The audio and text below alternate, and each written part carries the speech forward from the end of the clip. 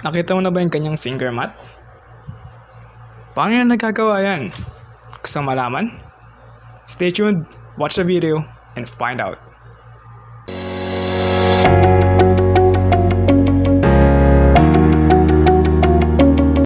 Okay, what's up na naman mga tropa? At ito naman ako para sa aking bagong video tutorial. And this time, ang ituturo ko ay ang Chisenbop.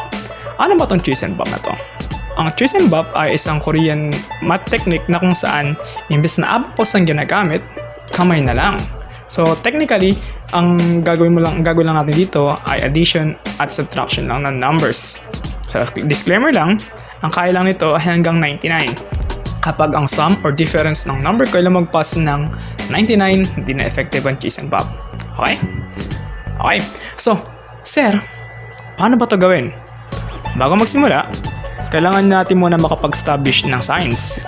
Kasi hindi nyo rin magagets kapag nagtinuro ko na agad yung mismong application. Establish muna tayo. Tingnan yung kamay ko ha. Kapag ganito, 0. Okay? At 1, 2, 3, 4, 5, 6, 7, 8, 9. Okay? Yung mga yan ay ang ating finger signs para sa ating sa ating gagamiting numbers. So rewind nyo yung video kung para at sauluhin para sa mag-guess ng susunod. Okay? Saulo na? Okay. So sa Chisenbop, kailangan na gumagamit silang dalawang kamay. So dito sa video ko, ang aking kanang kamay ay ang aking ones at yung aking kaliwang kamay ang nasa tens. So ibig sabihin kung yung kaliwang kamay ko ay may 1, 2, 3, 4, 5, 6, 7, 8, 9, ang aking kanang kamay ay merong 10, 20, 30, 40, 50, 60, 70, 80, 90. Okay? Gets? I-rewind ko na rin ito. So, practice muna tayo. Paano ba gamitin ito? So, papakita ko yung aking kamay bilang ganito. Tingnan ng ones, yan ay 2. Tingnan ng nasa tens, yan ay 1. Put them together and we got 12. So, yung ganitong tsura ng kamay ay 12. Gets? Isa pa. Naman. Ano yan? Itong nasa ones ay 5. Itong nasa tens ay 30. 30 plus 5, 35. Okay? Okay naman. Practice lang tayo. Ilan to?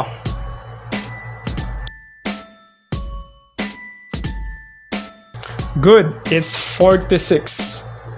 Sa pa, last one. Ilan to?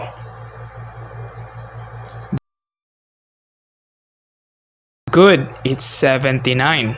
Okay? So ulitin ko. Ang next na ituturo ko ay paano na yung addition sa subtraction.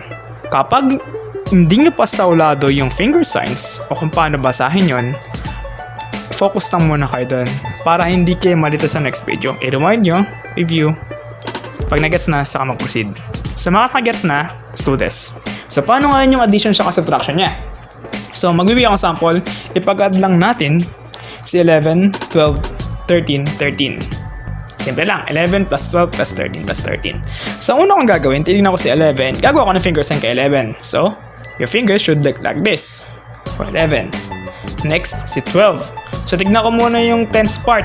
1. So, maglalagay ako ng 1 dito sa tens. Magdadagdag ako ng isang daliri dyan. Tapos, sa ones, 2. So, maglalagay ako ng 2 units dito. Nagdagdag ng 2 daliri. Gets? Next, 3. 13. Magsimula tayo dun sa tens digit niya na 1. So, dadagdagan ko na naman tong tens, yung kaliwang kamay ko.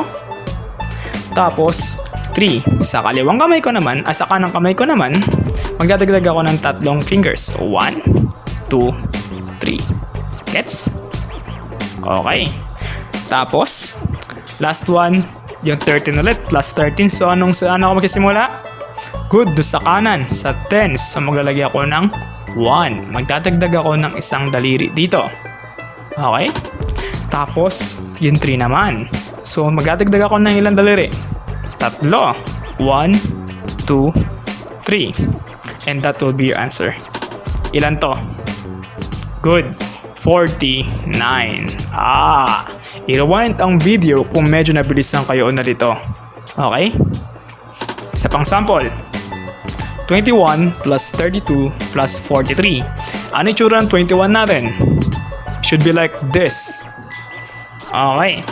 Tapos, plus 32. So, anong una kong dadagdagan? Kaliwa o kanang kamay?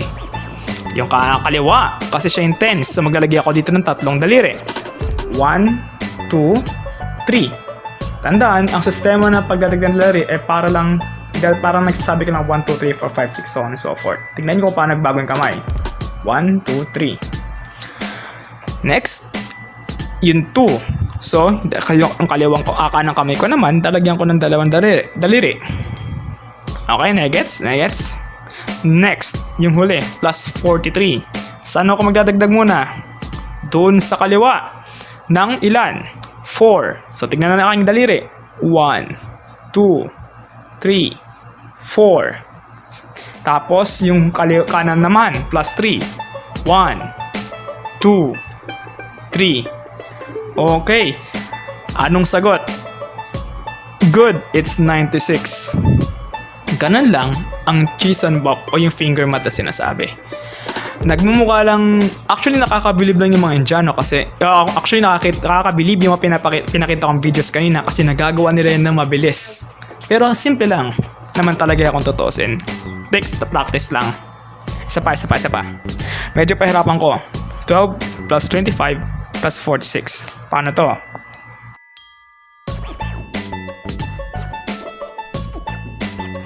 Magsimula ako sa 12. 1, 2. Okay? Tapos, doon naman tayo sa 25. Anong dadagdagan ko? Intense muna yung aking kaliwang kamay. 1, 2. Tapos, doon naman sa aking kanang kamay, magdadagdag ako ng 5. So, 1, 2, 3, 4, 5. I gets pa so far? Okay. Next, doon naman sa kabila. It's plus 46. So, ilan dadagdag ako sa aking kaliwang kamay? 4. So, 1, 2, 3, 4. Okay? Tapos, dito naman sa aking kanang kamay, magdadagdag ako ng ilan? 6. So, 1, 2, oops. Kapag na-meet mo na yung sagad dito sa kamay, yung pangasunod na bilang mo, sa kaliwang kamay mo idadagdag. Para nagkaroon ka na remainder, magdadagdag ka na additional 1 sa kabila kasi umabot na ng 10. So, ito magiging back to 0. Itong aking kaliwang kamay, madadagdagan ulit ng isa pang unit. At panibagong bilang naman yon. Okay? 3, 4, 5, 6. Okay, rewind ha. 8. So, ang sagot, 83. So, ano nangyari, sir? Kapag tignan yung ones na kamay ko, umabot sa 9, umabot na dito, tapos kulang pa ako sa bilang, babalik siya sa 0. Tapos yung sobra, idadagdag ko dito sa kaliwang kamay. Para kasi naging 10, so technically, ilipat ko siya sa tens. Babalik siya sa 0. Okay? I-rewind ko na dito. Sa mga nakagets, isa pa. 24 plus 17 plus 18 plus 31. Okay.